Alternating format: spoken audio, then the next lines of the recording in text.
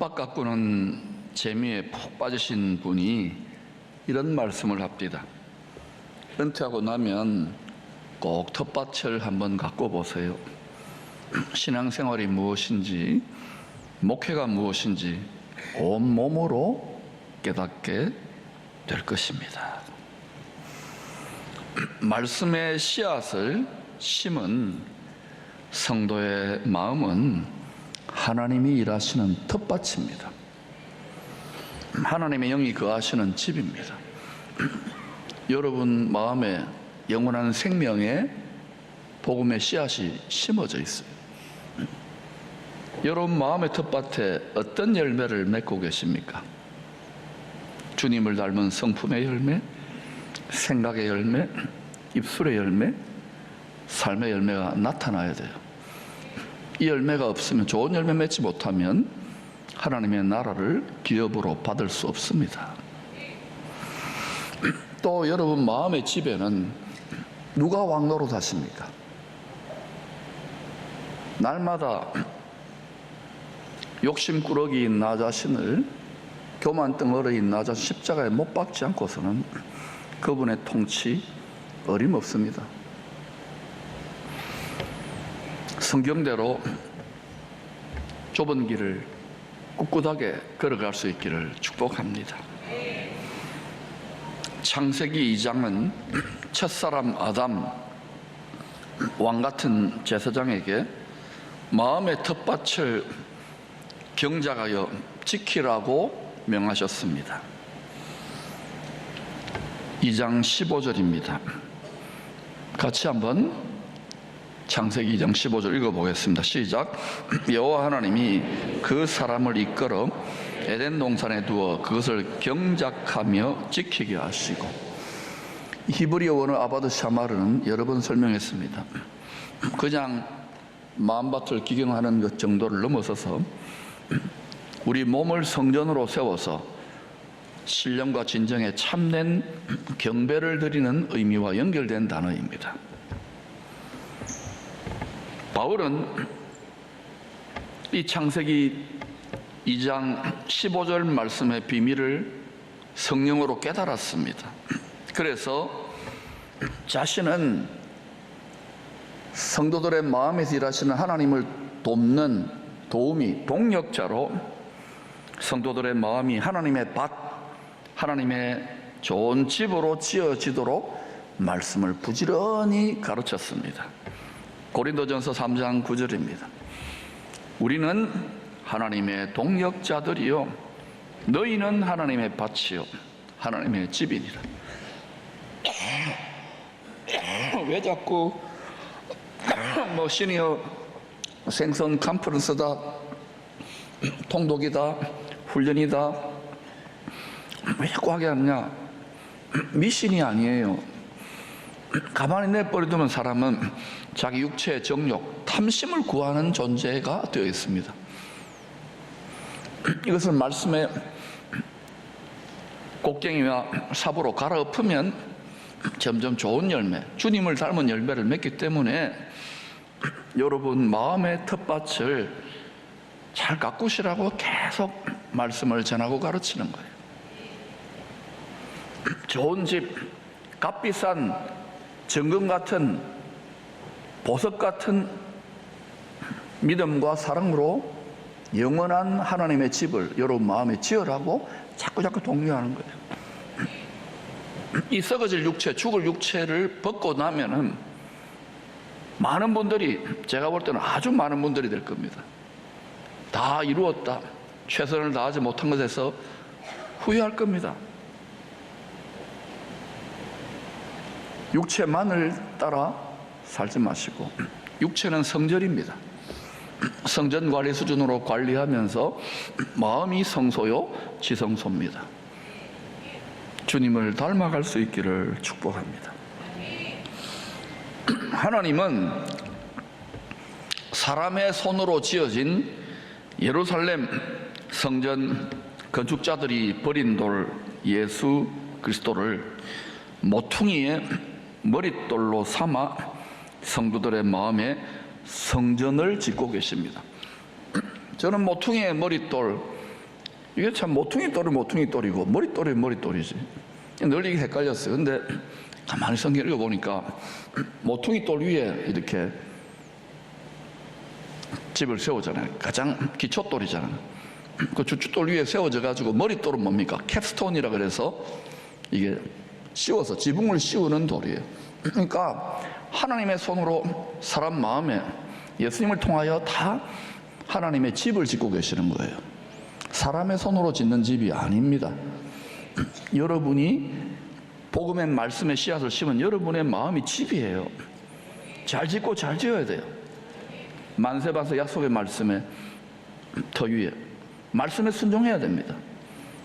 듣고 잃어버리면 자기는 잘 지어진 것 같고 자기는 뭐 이렇게 하는 것 같지만 그날에 불꽃 같은 주의 눈앞에 드러나면은 결산받을 때에 저는 칭찬받을 수 있기를 축원합니다.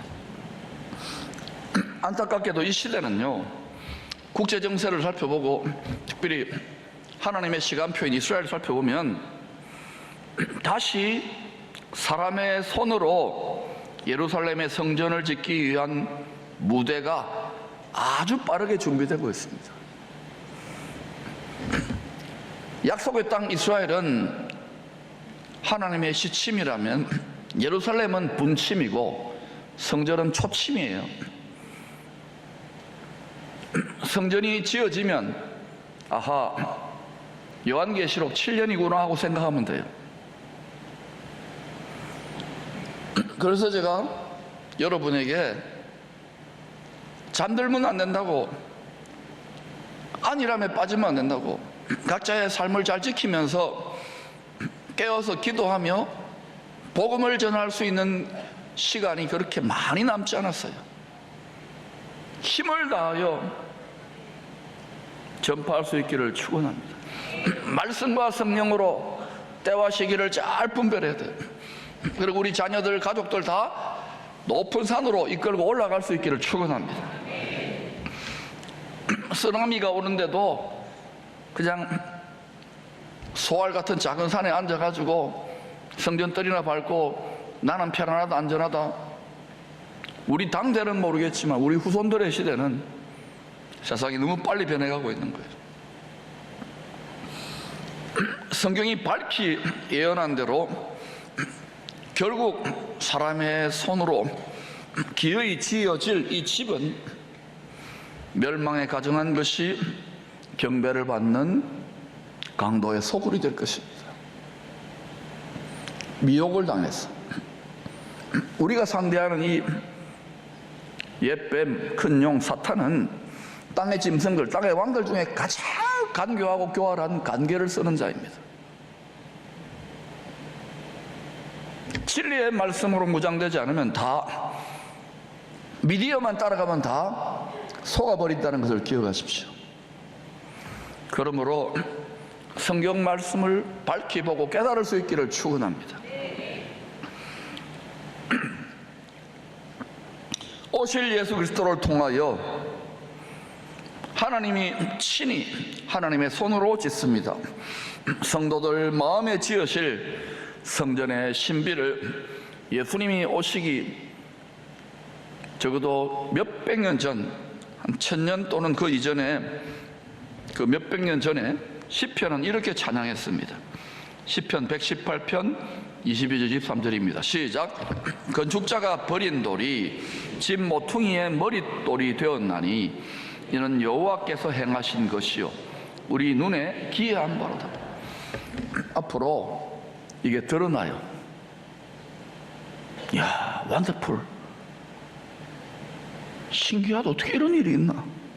전능하신 하나님이 하실 수 있는 거예요. 아무리 인공지능이 뛰어나고 유전자 조작을 하고 세계 최고의 지식과 지성을 쌓아도 독생자를 보내신 여호와를 경외하는 것이 지혜와 지식의 근본이라는 걸 아시기를 바랍니다. 성경을 왜 배워야 되느냐, 왜 알아야 되느냐? 예수 그리스도를 통하여 구원하는 지혜에 이르는 책이기 때문에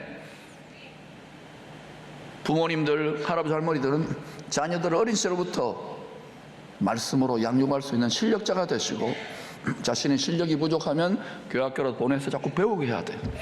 말씀이 즐거울 정도까지, 그런 단계까지 가야 될 줄로 믿습니다. 가장 좋은 마음밭은 하나님을 죽기까지 사랑하신, 그래서 세상의 죄를 다 짊어지고 희생제물이 되신 예수 그리스도의 마음입니다. 가장 좋은 마음밭. 우리도 부족하지만 그런 마음밭으로 신앙의 연조가 깊어질수록 점점 주님을 닮아가야 돼요. 거꾸로 되어 간다면은 그분은 죄송합니다만 마음밭에서 좋은 열매를 맺지 못하고 있는 거예요. 여전히 육신에 속한, 세상에 속한 영적인 어린아이라는 것을 아셔야 됩니다.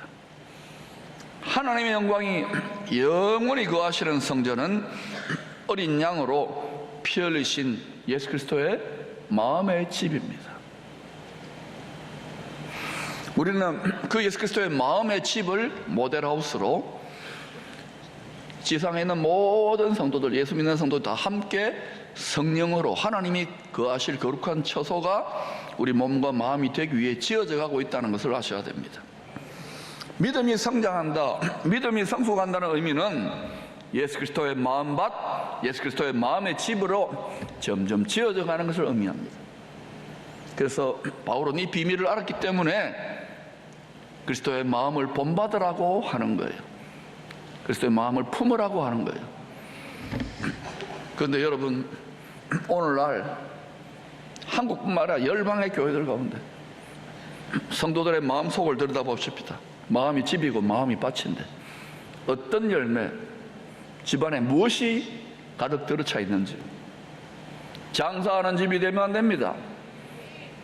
강도의 소굴, 탐심 숭배, 우상 숭배의 소굴이 되면 반드시 성전이 더럽혀졌기 때문에 하나님이 그 사람을 멸한다 그랬습니다. 사람이 성전인 거예요. 하나님의 말씀을 경홀히 그냥 우습게 여기면 안 됩니다. 요한계시록 22장 1절 5절은 성경의 결론입니다.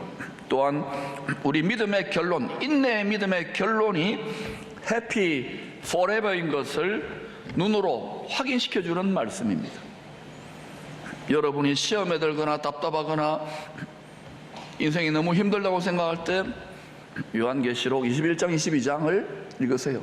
거기가 우리가 영원히 살 안식처이기 때문에 그렇습니다.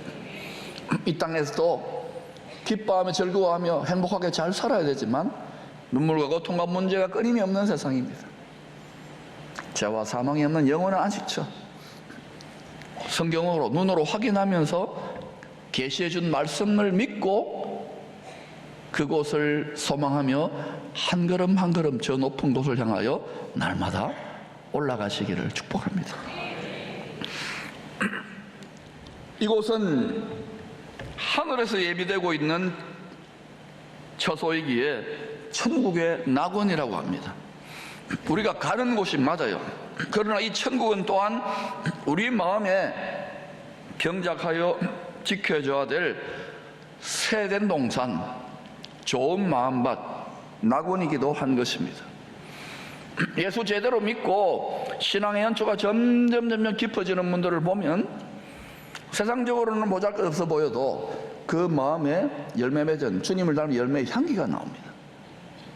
죄를 이긴 자의 향기, 성품의 향기, 입술의 열매, 표정, 분위기, 아우라가 다 달라요. 오늘날 이 나라의 여러 가지 어려운 문제들도 결국은 예수 그리스도를 믿는 크리스찬이 뭐냐? 자기 육체와 함께 그 정욕과 탐심을 십자가에 못 박았느니라 날마다 이걸 행해야 되는데 이걸 하지 않기 때문에 성도들의 입술의 열매를 들어보면 다 자기가 최고예요. 들어도 항상 찬송의 제물을 하나님께 입술의 첫 열매로 드리지 않아요. 나쁜 씨앗을 마리신데 뿌리면서 좋은 걸 거두려고 해요. 어림없어요. 정치권에서는 그렇게 하더라도 우리는 그렇게 하면 안 돼요. 아멘.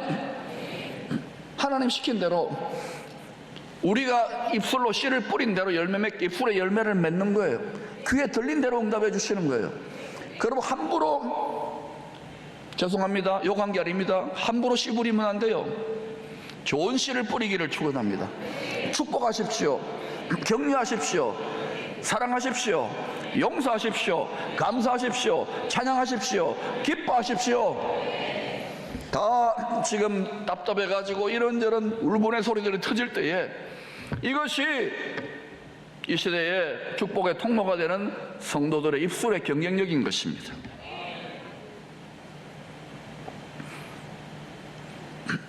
가야 될 천국이지만 우리 마음에 경작하여 지켜줘야 될 천국인 거예요. 선지자적인 사역을 했던 토저 목사님은 이 진리를 이렇게 설명합니다.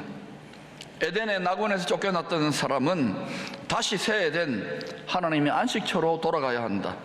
예수 그리스도로 옷 입고 우리는 다 불의해요.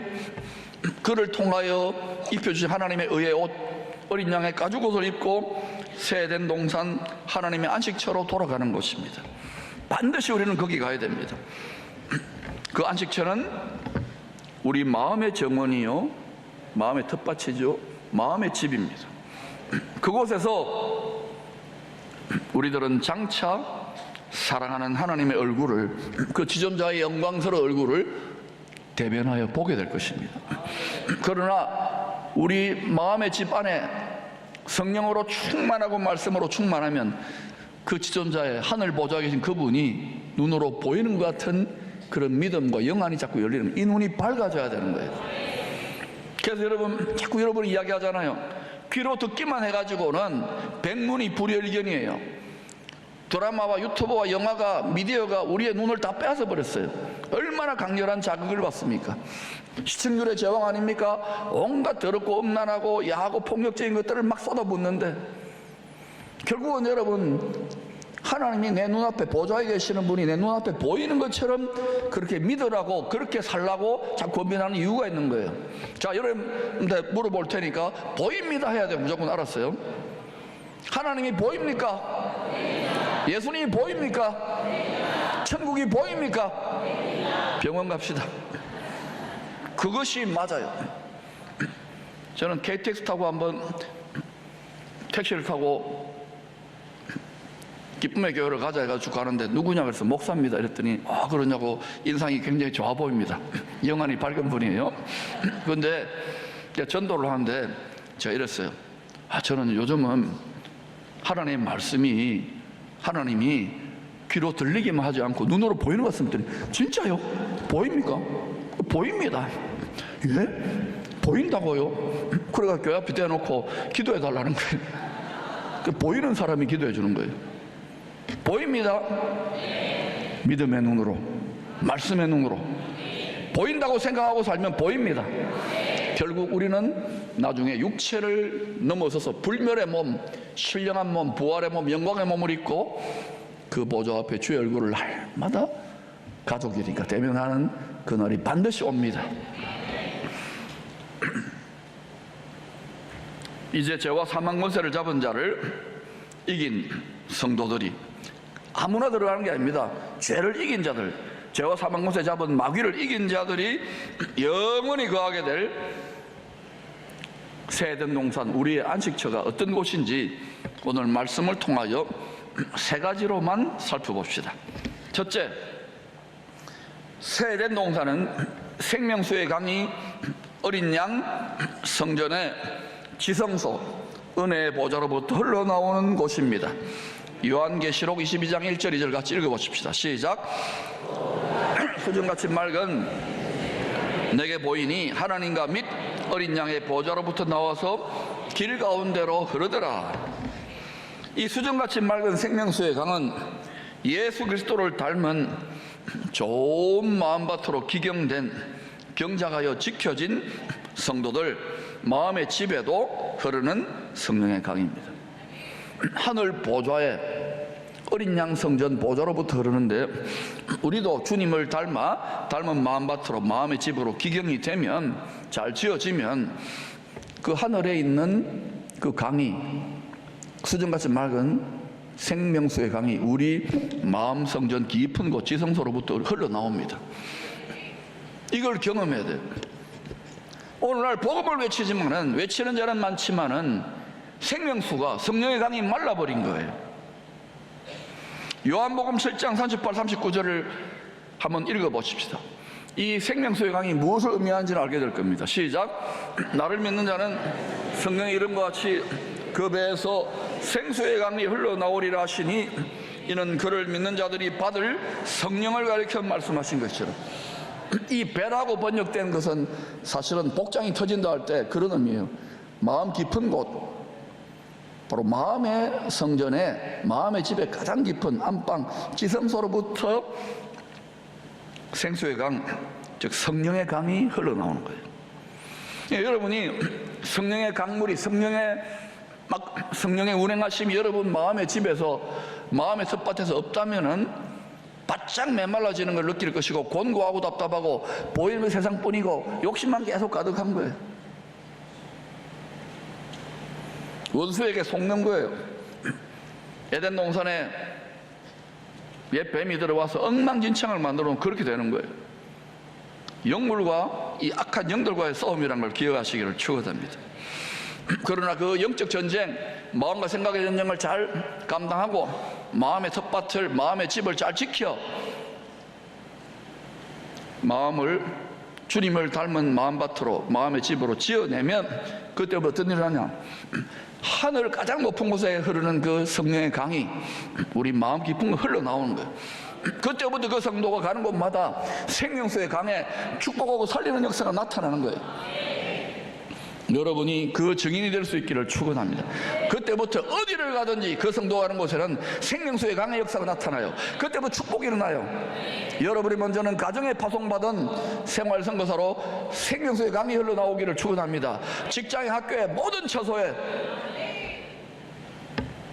죄와 싸워 이긴 성도들, 주의 종들이 하나님의 소유가 된 백성, 왕같은 제사장으로 주와 함께 세세토록 왕노릇하는 상속자들이 될 것을 보여주는 말씀입니다.